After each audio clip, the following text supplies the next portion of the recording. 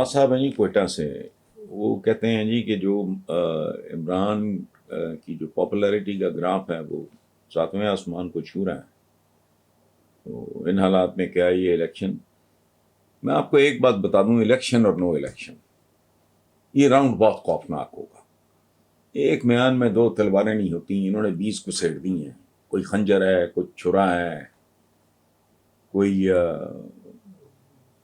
Blade है, कोई जीरा ब्लेड है। एक न्याम में इन्होंने बहुत कुछ घुसेड़ दिया। आप तमाशा देखें, शुरू मेरी तवक्कुआत से पहले शुरू हो गया है।